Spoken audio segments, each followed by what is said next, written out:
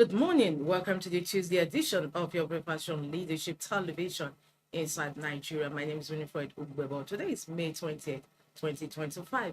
And on the first segment of the show, we have newspaper review, starting with Nigeria's most influential newspaper, Leadership. Let's go there. Let's see what Leadership has on its menu this Tuesday.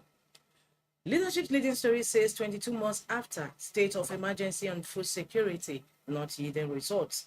22 months after state of emergency on food security, not yielding results. It will be reported that soon after President Bola Tinubu's inauguration as president of Nigeria, he declared state of emergency on food security. However, leadership's investigative story today says state of emergency on food security not yielding results. That is 22 months after.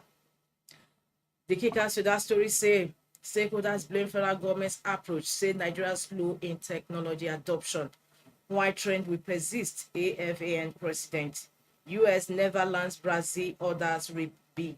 Leading story today on Leadership. 22 months after state of emergency on food security, not yielding results. The story continues on page 4 of Leadership newspaper. NBA directs branches to set up anti-graft committees. NSF 2024, Rivers Lagos sweep gold medals in weightlifting. NSF 2024, Rivers Lagos sweep gold medals in weightlifting. Nasarawa gets 9.75 billion naira refund for airport. Nasarawa gets 9.75 billion naira refund for airport. NEDCON facilitates at-risk doctors' return from Mali. And that takes us to the stories just beneath the masthead. Presidential candidates, Labour Party presidential candidate for 2023 presidential elections, Peter Obi says, I'm a coalition against bad governance. Of course, there's been so much talk about coalition.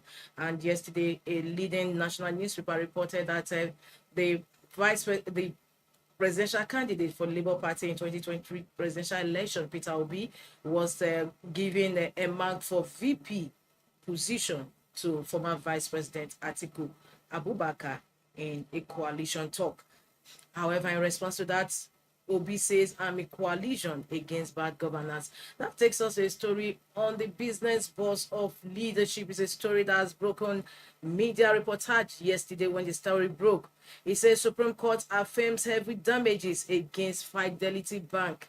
Supreme Court affirms heavy damages against Fidelity Bank. Bank seeks clarification. CBN reassures depositors. Let's see excerpts from that leading story. It's also a story that is making the cover in some of the papers we have on our lineup.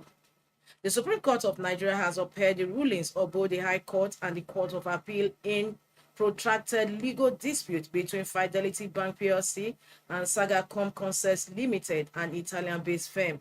With this final judgment on April 11, 2025, the Supreme Court, in a unanimous decision by the 5 justices, upheld the rulings of the Lagos State High Court and the Lagos Division of the Court of Appeal. That is excerpts from the business story making the cover of Leadership this Tuesday. Supreme Court affirms heavy damages against Fidelity Bank as bank seeks clarification. CBN reassures depositors. The story continues on page 7 of Leadership. That takes us to the stories about the masthead of leadership. Dangote assures of petrol price stability. INEC unveils parties candidates for Anambra poll. The story runs on page 18 of Leadership newspaper. From that cover stories, let's move over to the page 3 of the paper where we have our stand. Today's stand is on battling the silent killer hypertension. Battling the silent killer hypertension. That is today's stand. Of course, the global community celebrated the Hypertension Day, World Hypertension Day, May 17th, and that was on Saturday. And today's stand is on that aspect, battling the silent killer hypertension. From the stand, we move over to the back page of the paper where we have Tuesday column with Abdurrauf Aliyu. Ali is writing on Nigeria's journey on broken asphalt.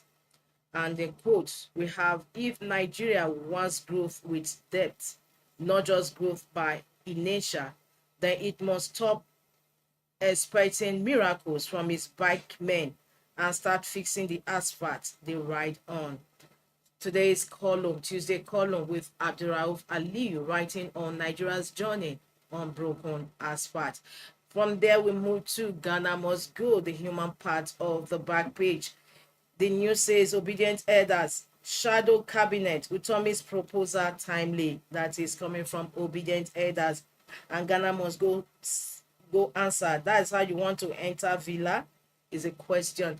And of course, it's on that note we conclude review of Leadership newspaper this Tuesday. For more, don't forget to log into the website of Leadership newspaper.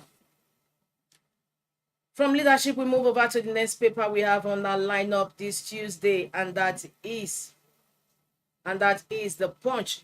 Punch is still talking 2027 election. It says Tinubu's 2027 bid. APC courts opposition governors with high stakes offers. Leading story today on the Punch newspaper. Tinubu's 2027 bid. APC courts opposition governors with high stakes offers. And the riders, governors offered ministerial appointments, return tickets to nominate successors, NAS members, others. These are offers the APC is offering governors that want to defect to the party. Ministerial appointments, return tickets to nominate successors, NAS members, others. Mouth-watering offers for Tinubu's 2027 re-election bid. From that leading story, we move to the other stories gracing the cover of the Punch. 120 suspected Lagos internet fraudsters to face trial. We have the picture on the cover of the Punch newspaper. Is quite a lot with cars with the items seized from them. 120 suspected Lagos internet fraudsters to face trial. Ibadan Ogbomosho monarchs reject Alaafin as permanent council chair. Ibadan Ogbomosho monarchs reject Alaafin as permanent council chair. The story runs on page 30 of the Punch. Nigerian teenagers' corpse recovered from Island River. And we have the picture of the teenager beside the story. Nigerian teenagers' corpse recovered from Island River. Oyebanji's second term endorsement divides Ekiti, APC. The story continues on page 22 of the Punch. Oyebanji's second term endorsement divides Ekiti, APC. And that takes us to the story beside the masthead of the Punch. UTME receipt. JAMB to release results of 379,000 candidates Wednesday. And atop the masthead, marketers import 436 billion naira petrol and made row with Dangote. Global health as risk as funding crisis hits WHO. OPS presses for rate cut as MPC convenes today. The story continues on page 23 of the Punch, and it's on that note we conclude review of front headline stories on the paper. For more, don't forget to log into the website of the Punch. Now we have The Guardian. The Guardian says Southwest bandits headers invasion puts 40% of region's food production at risk. Leading story today on the Guardian newspaper. Southwest bandits headers invasion puts 40% of region's food production at risk. We have a picture of the Southwest governors gracing that leading story. US offers $10 million bounty for information on Hezbollah's financial networks. US offers $10 million bounty for information on Hezbollah's financial networks. The story runs on page 5 of The Guardian.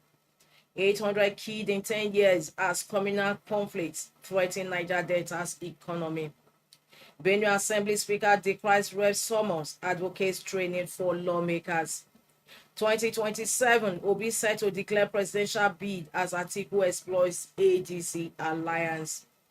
And on the strip of The Guardian, Akpoti Uduaghan petitions IGP, AGF over alleged defamation threat to life. It's a story that runs on page 29 of The Guardian.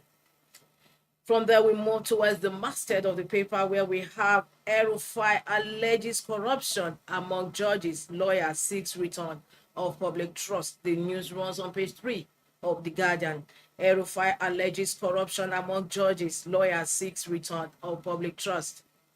Your mandatory voting proposal unconstitutional. Falana tells NAS is no longer news that the B for mandatory voting compelling eligible voters to vote has passed passed second reading in the National Assembly. Your mandatory voting proposal unconstitutional. Falana tells NAS.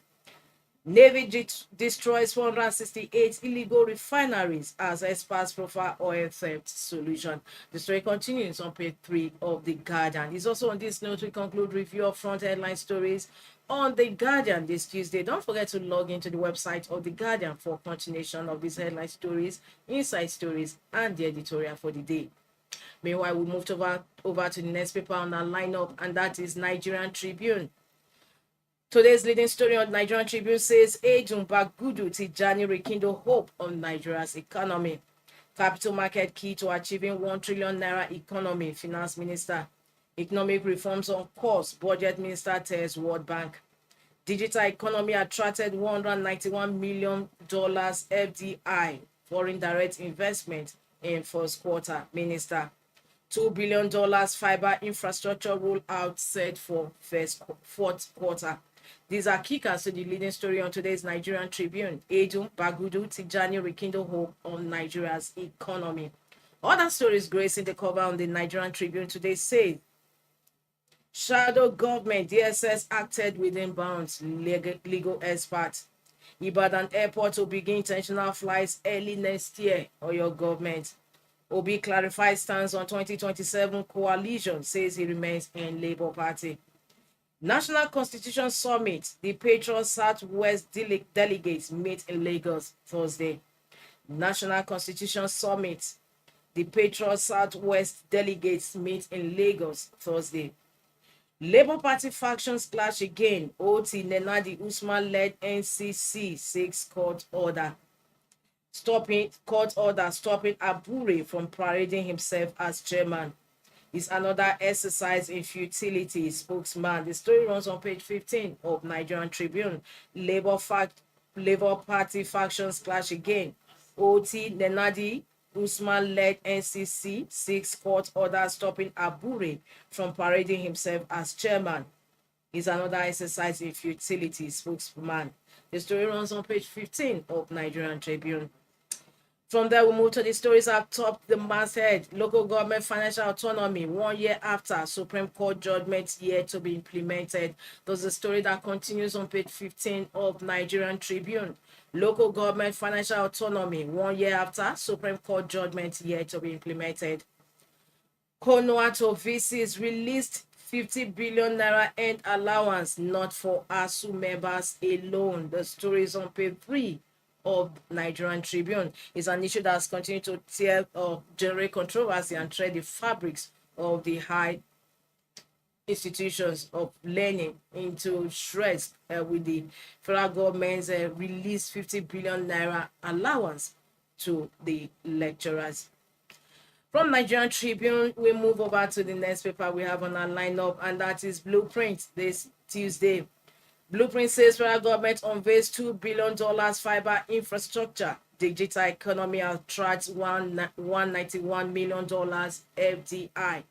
Sector's contribution to GDP to rise from 16% to 22%. Boson, how we seek to grow $1 trillion economy, coming from Bagudu. Leading story today on Blueprint. Federal government unveils $2 billion fiber infrastructure. Digital economy attracts $191 million foreign direct investment. Leading story today on Blueprint, and also leading story in the On This Day newspaper. Still on Blueprint, we never understood magnitude of our refinery, coming from President of Dangote Refineries, Alhaji Aliko Dangote.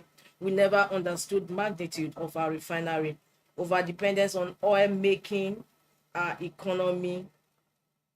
Over dependence on oil making our economy vulnerable, coming from Abbas, Tajuddin Abbas, the Speaker of the House of Representatives. Other stories gracing the cover of Blueprint. 2027, Ohaneze Southeast stakeholders endorsed Tinubu for second term. And just beneath the masthead of Blueprint, NACON inspects feeding arrangements in Maka. NACON inspects feeding arrangements in Maka. UBA clinches 4 prizes at 2025 DBN Awards. NFF boss Guso emerges Wafu B president. The sports story continues on page 32 of Blueprint newspaper. And we also have the stories just beneath on the strip of Blueprint newspaper. However, as on this note, we conclude review of front headline stories on Blueprint newspaper this Tuesday. Don't forget to log into the website of Blueprint for continuation of those stories. Moving ahead, we bet at Vanguard. Vanguard says 2027 Kwame coalition Peter Obi differs with articles camp over VP slot deal. Details of coalition remain secret as VP's aide. Coalition will trust Tinubu on election day if PDP. ADC remains coalition party in Nigeria. Wonsu. Today's leading story on Vanguard 2027 Kwame coalition Peter Obi in response to the story that was trending yesterday and even beyond on the social media that he was marked for VP slot in the new coalition. VP to former Vice President Abubakar Atiku. Differs with Atiku's camp over VP slot deal. Details of coalition remain secret as VP said. Coalition will trust Tinubu on election day if PDP. ADC remains coalition party in Nigeria. Wosu. Leading story on Vanguard.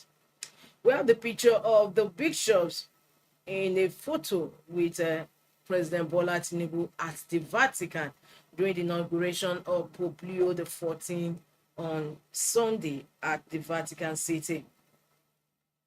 Our skies must be defined by open opportunities, not closed borders. Coming from Mr. of Aviation, Festus Keyamo. Suspended rapist matches 14-year-old girl to coma in Abia.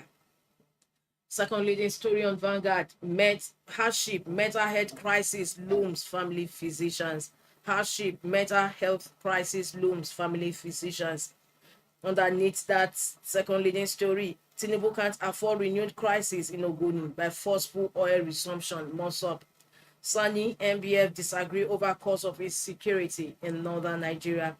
Many fear dead in Nyanya Mararaba Road auto crash. The story runs on page 6 of Vanguard. Many fear dead in Nyanya Mararaba Road auto crash. That is in Abuja. Above the masthead of Vanguard, capital markets key to achieving $1 trillion economy. Edun. We have the story, the columnist Baba Amel returns celebrated here on the cover of Vanguard. Jam glitches, Southeast Reps Caucus demands Oloyede's resignation. Akpoti Udwagan petitions IGP wants Akpabio Sandra Duru investigated. That brings to a close the review of front headline stories on Vanguard newspaper this Tuesday, May 20, 2025. For continuation of these headline stories today on Vanguard, don't forget to log in to the website.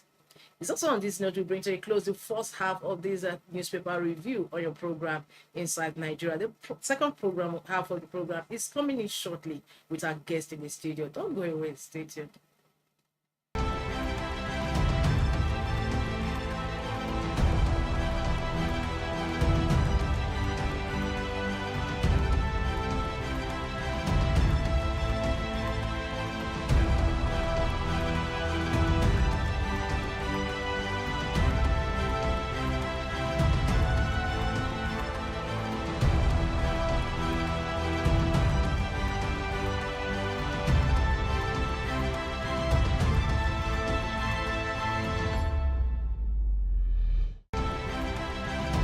Be part of our brand.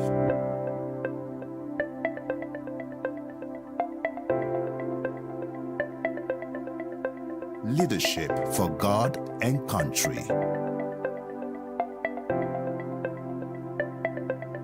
Be part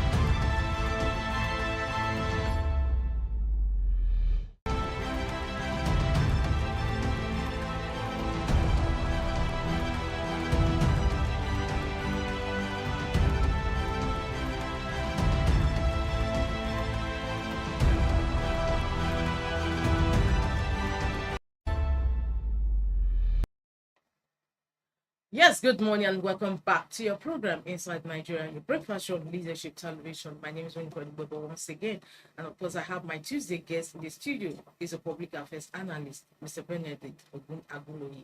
Good morning. Good morning. And welcome to today's program. I trust you're doing great. Good. Yes. And leadership's leading story today is on the investigation. It's recorded that on assumption of office almost 2 years ago, President Bola Tinubu declared a state of emergency on food security.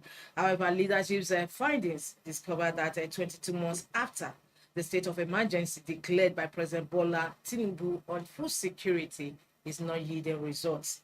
Stakeholders blame federal government's approach, say Nigerians slow in technology adoption. Why trend will persist, AFAN president, while US, Netherlands, Brazil, others repeat. What is happening? Because we still have the prices of food. Food inflation is always, although with the recent NBS release, I discovered that it has gone down a bit, but not so in some of the states of the federation, like Benue State. So what is actually happening? It seems that the president is not walking the talk as he's promised. Well, do we say the president is not walking the talk? I don't think so. Now, of course, basically, for me, why declare state of emergency? When issues are rife and germane, I think that we should just go beyond and attempt to throw money at them. Now, there used to be a singer in those days, I think in the 80s. He said, we are making effort. He said, but we have forgotten that you cannot use smartness or tricking to escape from hunger. So when you're talking about food security, you are talking about hunger. It's something that is real and genuine. So you can't talk cannot take away hunger. Wishful thinking cannot take away hunger. So if you're going to solve it, you're going to look largely at the different frontiers. What do we eat? What do we produce? From the point of production to the point of consumption, how do you facilitate the movement? So it is that some more production are happening. It is also true, however, that whereas some works are being done on the highway, I am not sure that the local government and the state government are doing enough to link the rural area where food are being produced to the market areas. So in clear terms, therefore, until the food gets to the end consumer, whatever you have stated about it is not valid. Now, if the transport cost is high, if the roads are not good enough to get the food there, if majority of what you buy will damage and will get spoiled in transit, then you discover that the overall effect will still result in higher prices. For some of the things we produce, we have the highest post-harvest decomposition in countries that are surveyed. So which means so much that is produced, so much are also wasted because of lack of access to the market, because of lack of preservation, because of lack of processing.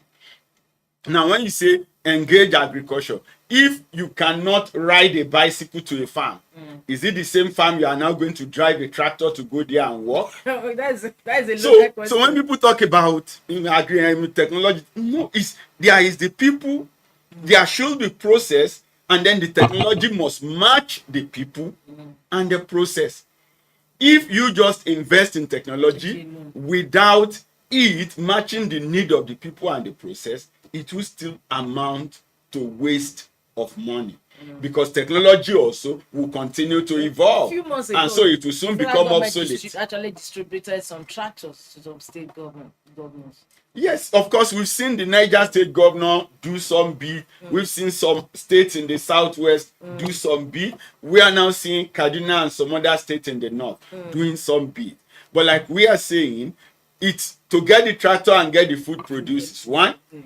Getting the food processed, it's another. So what are the processing technology that we have in place? Because when you talk about prices, it has to do with the process that goes into it. A lot of palm oil in the south are still being processed in the bush. And so 70% of what should be the byproduct of the palm value chain is lost. So why don't we have oil mills, cottage oil mills across the different electoral wards in the south, in Edo, in Delta, in Cross River, in the southeast, in the southwest, in Osun? You just see that people struggle in the bush to produce this palm oil. From about 2011 up till now, a liter of palm oil had always cost more than a liter of crude, more than a liter of petrol, more than even a liter of diesel. And we could produce that from the coast to Zaria.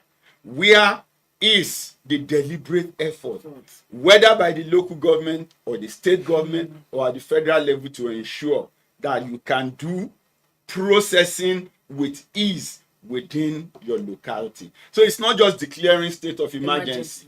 It is looking at the things tied to the processes. So it shouldn't just be cliche and talking. It should be doing practical things. And you cannot throw money at a problem and think that the problem is solved, especially when it is hunger. Hunger is real, it's not psychological. It's not psychological. All right, still talking about hunger and hardship in the land. A leading story, second leading story, actually on the cover of Vanguard newspaper has it that family physicians actually raised the alarm that mental health crisis looms. It also tallies with the editorial as stand on leadership newspaper today on hypertension. The world globally celebrated hypertension every May 17, and today's editorial on leadership captures of that, with the fact that hypertension incidence is actually rising in Nigeria, especially as a result of the hardship. Perhaps you want to speak to that. Well, hypertension maybe can be hereditary, and the cost of can drugs also be an environmental cause, because when people have to worry about transport, you have to worry about food, you have to worry about rent. So when the worries get to increase, of course the blood pressure will begin to respond. Now, what we need to look at in that direction will actually be in schools, in public facilities, the secretariats and the rest of them. I think that we should make it more possible for people to be able to get tested for free. When more tests are done and people see that, oh, the pattern is fluctuating or the pattern is going out of order in a particular direction, of course they can go in for counseling. Some other things can be done. Some of them will on their own slow down, and of course those that require medical therapy will be advised and be adequately counseled. But where you cannot even do the test, you go to some places, it's 200 naira, it's 500 naira. And because some people can't even afford this basic thing. So the test for me is not broad-based enough. It should be something that everybody can do every other week. And then again, where do we keep the records? I'm a record person, and I would say record keeping, even in our health sector, is poor. I've been to an hospital where they told me that because the patient I came with has not been there in 6 months, he had to open a new file. And I was asking them, how about the medical history of this fellow that has been in that file? Of course, they ignored me as if I didn't say anything. As far as they are concerned, pay for the new file and this patient can be attended to.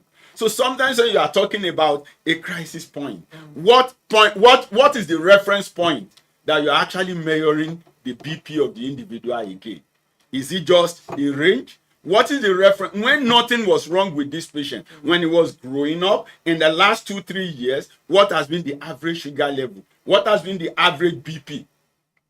If there is no record to study that, the chances are just that a once in a year or a one-off event may not be a true reflection of the life of that individual. So we need more tests. We need to have records that can be referenced for every patient, so that when there is a changing pattern, you can know that, oh, this pattern is changing, and we need to look at what would have been the cause and how best do we address this? Yes, and it's also based on that. Family physicians has also raised the alarm, like I said earlier, that mental health crisis looms. Don't forget, as a result of hardship, we have many of our youths taking to drugs and all what not just to survive, taking to crime, and that's what we are having on our hands: mental health crisis. Well, even without drugs, people have reasons to have mental health issues because a lot of things around them are not working. Apart from faith-based organization trying to help the people, because some people say, oh, you have so many churches and so many mosques, take them out of the system, and you would actually have seen the nation in the real dimension of chaos that we are supposed to be in.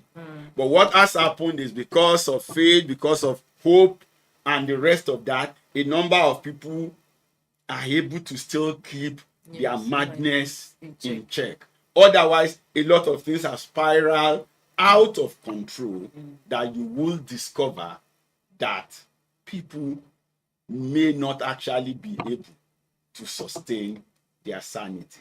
So it's not just about the individual. It's not just about the drugs. It is about the fact that a lot of people can only see hopelessness.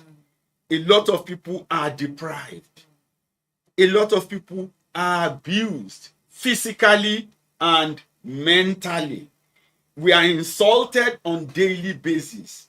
The value of our humanity is constantly degraded. So the value for life, the value for living is on the decline. And when that happens, of course, you expect that the brain, as the center processing unit of the body, will react to some of these things. And the reaction will be negative. And not many systems are even teaching the people how to cope. Rather than tell them how to cope, sometimes you blame them for their condition, you blame them for being lazy, you blame somebody who has been going out there looking for what to do and didn't get anything to do. You still blame him for being jobless. He's gone to school, he has the certificate, he has some skill, but we say, okay, give me a space to practice. Somebody that does not have money, how does he raise 2 million naira rent to get a 5 square meter space to start a business? But we tell them on there, go and entrepreneurship and this and that. As if in entrepreneurship, there is no place for capital. Some may be lucky and then they get the capital, but then they come back and tell you, oh, we start with nothing. It's just rugged determination. Rugged determination without capital, without facility, without support system would eventually lead you to a higher degree of madness, because the frustration will be so super that you can even decide to commit suicide. Interesting. Thank you so much for your thoughts on that. Moving away from mental health issues, we move to the local government. Nigerian Tribune, one of the leading stories says, local government financial autonomy 1 year after Supreme Court judgment yet to be implemented. Of course, this is an investigative story, and of course, many papers are not shining light on these very salient issues. We'll be talking about local government autonomy. 1 year ago, the Supreme Court gave judgment that local government should be financially autonomous. But however, 1 year down the line, nothing of the sort. What is happening? Well, it's basic. Do the governors want the local governments to be autonomous? The answer is no. Some of those who are also benefiting from the contraption of the past, do they want the new process? The answer is also no. Of course, Supreme Court has passed judgment. Yes. CBN have said, come and open accounts. But the conditions have been stated. And it seems that the conditions stated for opening of accounts is so rigid that they can't get over it quickly. And that's why we would always be talking about people and process. If the process in place is not going to work, who is talking about rejigging the process? It's not just about, oh, Supreme Court judgment is there, it's not being implemented. No, we should be talking about why has it been difficult to implement the judgment. if the accountant general is saying, no, we need an account owned by the local government in the CBN to pay, then why are those accounts not there? Who is interrogating the process to ensure that whatever the bottlenecks are being removed? So it is one thing to have the approval given by that's to have the decision taken by the Supreme Court, which is standing, which cannot be altered, which has become a law. But sometimes between decision and implementation is the process. So the process that will lead to full implementation is what I think everybody should be interrogating. And that's what we should be highlighting. What do we need to do to ensure that the implementation is smooth? So it's not about, it's 1 year or it's 10 months or is this. No. It is about, this is the number of local government that have been able to open accounts. This is the reason why this set of local government have not been able to open. And then we can now begin to look at what do we do to remove the bottleneck, or what do we do to ensure that the governors or whoever is standing against it is bypassed or at least made to agree so that the process can go forward. But if we're just talking about it, 1 year, that would just be cliche. Right. Now, the President Bola Ahmed Tinubu released the 50 billion naira and allowances to universities not some time ago, and that has continued to tear the fabrics of higher institutions apart, with even NASU demanding a share of the allowance. A story on the Nigerian Tribune says Konuato VCs released 50 billion naira and allowance not for ASU members alone. Well, if you call it end allowance, it means that before it was released, there are people who have earned it. So I don't think it should be an issue of ASU, SANU, NASU, or anybody. It's just like we are in a system where we don't believe in process. That thing, and I think that is the issue. Come up with the data that shows who earned the allowance. It's not about you talking to, let us have the data to say that this percentage of this end allowance go to was ASU. it for ASU alone, NASU, or the language is end allowances. If it was already end, if it was already end before it can be released, it means there is a data to show who earned it. It's not a future payment. It's a backlog. It's end. However, which of the associations end? That's what I'm saying. That they should come up with the data to show who it was released for. It's not an argument of it is not for ASU. It is not whether it is an end allowance. NASU and COASU, or whatever we call them, the senior staff, SANU, Saturai, and they are in the admin, so they have the data. So come up with the record forwarded to the federal government by the university in the name of the end allowance. Because it is end, not to be end. So if it's already end, it belongs to some people. So provide the data, not grandstanding. This is not philosophy. This is science. It's data, it's end. So give us the data and the list. There should be a list. There should be the people who have earned it. And so publish the list by each universities. It shouldn't be an issue of union competing with unions. No. It is that there must have been a record generated from the universities, passed on to the federal government for the allowance to be released as having been earned. All right, thank you so much. It's always a pleasure to have you on the program for your thoughts and views on some salient issues this Tuesday morning. I look forward to having you same time on the program. Well, viewers, this is where we call it today on today's Inside Nigeria Leadership Television. My name is Winifred Ubebo, and I had the pleasure of having company today. My Tuesday guest is a public affairs analyst, Benedict Agunloye. Thank you so much once again. It's my pleasure. Don't forget to also join us on the same station for news on the hour. Thanks for joining us. Thank you for watching. For sponsorship and advert placements, please contact 080-3688-6158. Last word